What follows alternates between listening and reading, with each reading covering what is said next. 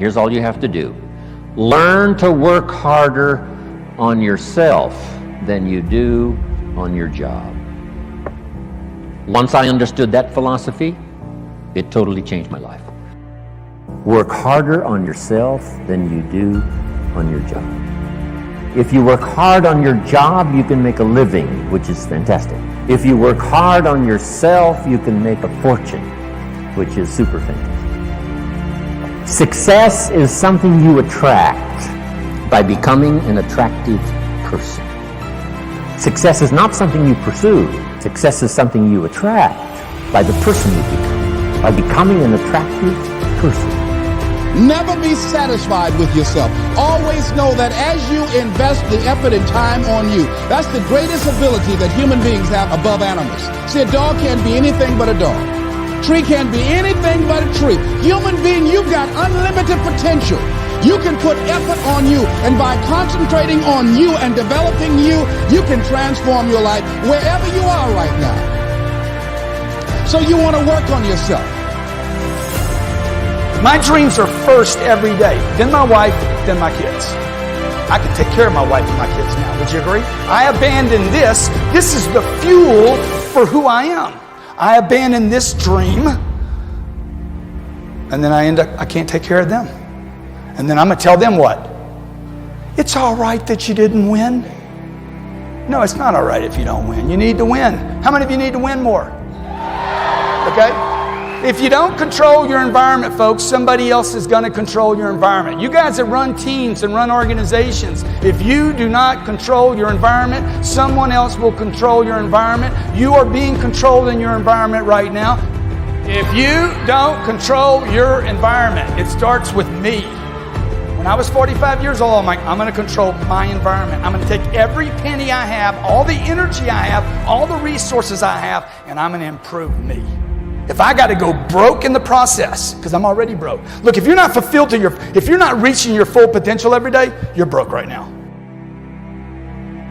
If you find your passion, you're going to have this tremendous energy. It's sustainable energy. But momentum requires you always do the next thing to keep the momentum going. If you believe in what you're doing, that's fuel. It adds more fuel to your fire. You got to keep going. You got to keep pushing through. You got to keep persevering. Because at the end of the day, when you do, and you do, and you do more, you will be amazed at how the universe conspires to help you get to the place that you wanted to get to. So believe in you, block out the shade, and let your sun shine on through. Because it's on you to be you. And the reason you get yourself in a passionate place is so that you change your life, and the only thing that changes your life is making a decision. So while you're in this passionate state, that's where you make decisions. The only way the commitment and the energy and the momentum continues is if you take immediate, massive what, my friend? Massive action is the cure-all. Massive action is the cure-all. That's how you develop yourself. That's how you begin to appreciate what you get. When you're working on a dream, at some point in time, a transition takes place. And the transition is what you are becoming in pursuit of the dream. Because even if you don't get the dream, you become such a strong and powerful person. It will so change your life, you can look at something else and say, well, I think I'll go do this then.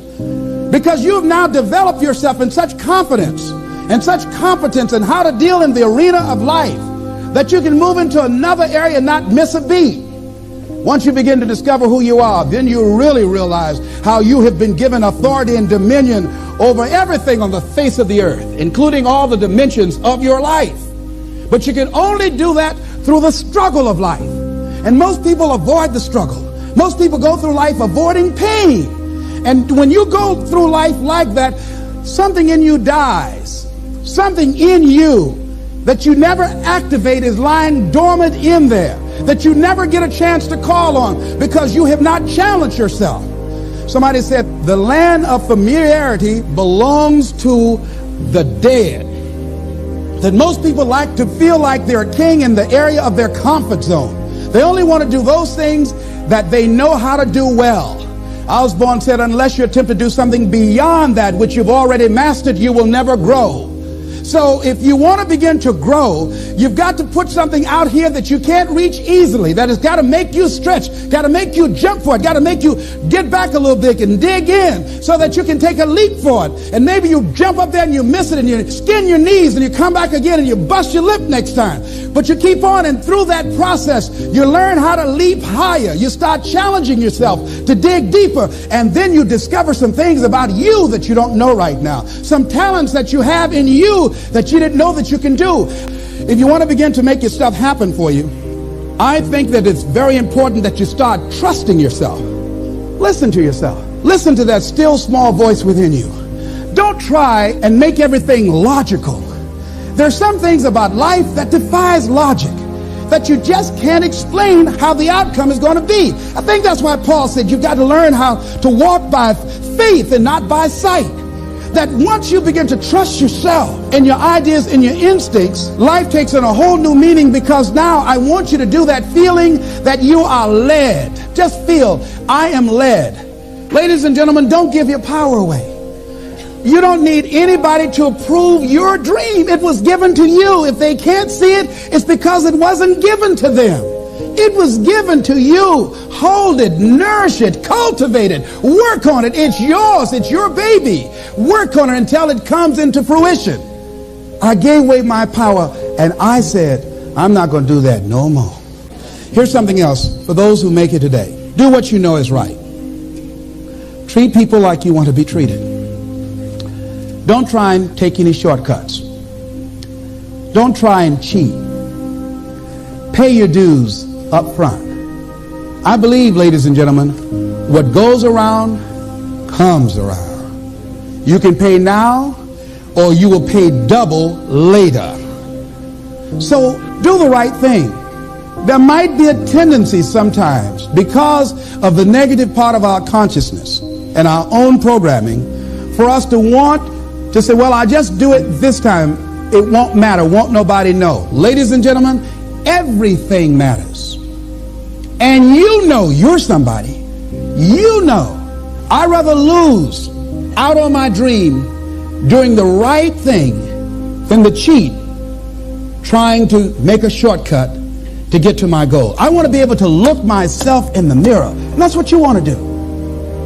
There's no saying, judge a man not by what he does, but by that he doesn't have to do. And to judge the true quality of a man is what do you do when nobody's looking. See, there's some good out there for you in the universe that has your name on it. And nobody can get your good. It has your name on it. They can't take your stuff. It's your stuff.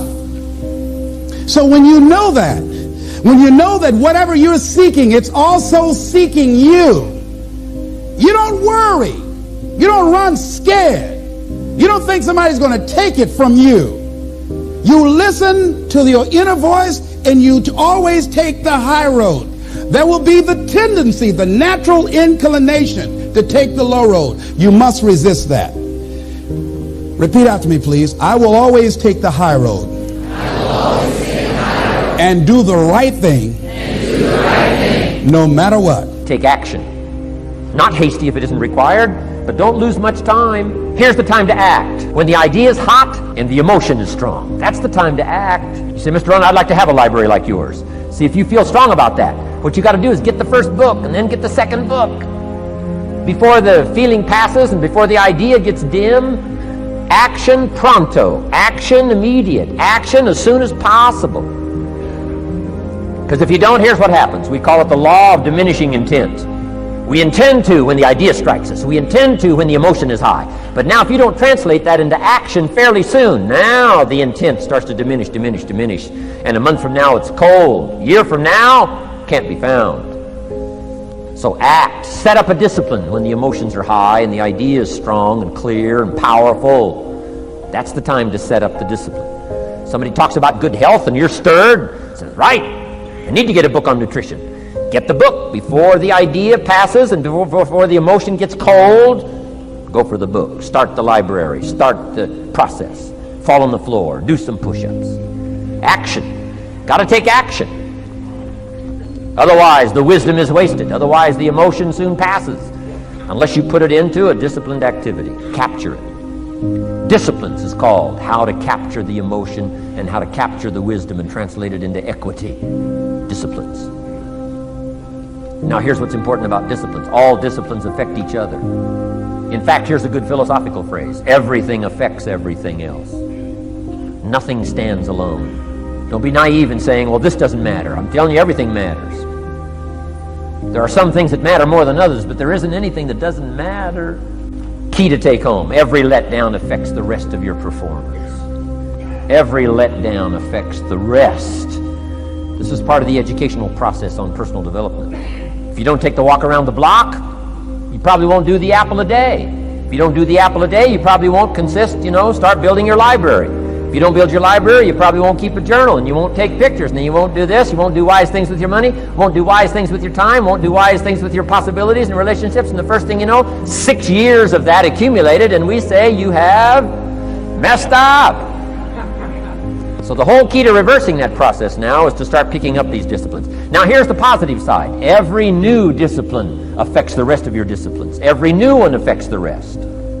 That's why action is so important. The least action, the smallest action. Take it. Because when you start accomplishing and the value starts to return from that one action, it'll inspire you to do the next one and the next one and the next one. You start walking around the block, it'll inspire you to get an apple. Get an apple, it'll inspire you to get a book. Get a book, it'll inspire you to get a journal. Get a journal, it'll inspire you to grow, develop some skills. All disciplines affect each other. Every lack affects the rest. Every new affects the rest. The key is to diminish the lack and set up the new. And you've started a whole new life process. Also, one more thought on discipline. Here's the greatest value of discipline. Self-worth, self-esteem. People are teaching self-esteem these days, but they don't connect it to disciplines. The least lack of discipline, and it starts to erode our psyche. One of the greatest temptations is to just ease up a little bit, right? The slightest lack of doing your best starts to erode the psyche. Instead of doing your best, doing just a little less than your best. Sure enough, you say, well, it's just going to affect my sales. No, it's going to affect your consciousness. It's going to affect your philosophy. Now you've begun in the slightest way to affect your own philosophy. Here's the problem with the least neglect. Neglect starts as an infection. And if you don't take care of it, it becomes a disease. And one neglect leads to another. And the worst of all, when neglect starts, it diminishes our self-worth, our self-confidence, our self-value. You say, well, how can I get back my self-respect? I'm telling you, you don't have to go to 29 classes. All you have to do is start the smallest discipline that now corresponds to your own philosophy, like I should, and I could, and I will. No longer will I let neglect stack up on me so that I will have the sorry scenario 6 years from now, giving some excuse instead of celebrating my progress. That's the key to discipline. Okay? Let's get kids involved in the least of disciplines. One more, and then another one, and then another one, and then some more. And the first thing you know, you're starting to weave the tapestry of a disciplined life into which you can pour more wisdom and more attitude and more strong feeling, more faith and more courage. Now you've got something, a vessel in which to put it. And now the equities start to flow. And the early return, I'm telling you, if you'll start this process, the early return will have you so excited. You'll commit yourself to this strategy for the rest of your life. You'll never go back to the old ways. Join a new crowd. Join a new group. The disciplines to do it. Take action. I recommended the last time I was here the little book, Richest Man in Babylon, and I said I've lectured now to over 3 million people in the last 33 years, and I've recommended this little book to almost all of them, I think. Guess how many have actually gone and got this little book? Answer, very few. My best guess is 10%. Such an easy thing to do. In that last seminar, right, I suggested this little book, number one, is easy to find. Number two, it's easy to buy. The most you can pay for it, $6, $7, $8. You can borrow that from your kids. And number three, it's easy to read. It's in story form. That's why I use it for teenagers, teaching them how to be rich by 40, 35 if you're extra bright, much sooner if you find a unique opportunity. But if it's easy to find and easy to buy, and if it's easy to read, why wouldn't everybody go get it? We don't know. What do you know? You don't know. I don't know. Nobody knows. Here's how profound it is. Some do and Some don't. Now here's the numbers. About 10% do. 90% don't or won't. We don't know the mystery of that. And I'm telling you, 10 years from now, those numbers will still be the same. 10% will, 90% won't. The numbers don't change. Only the faces change. You're looking at one of the faces. I used to belong to the 90% who couldn't be bothered even if it was easy.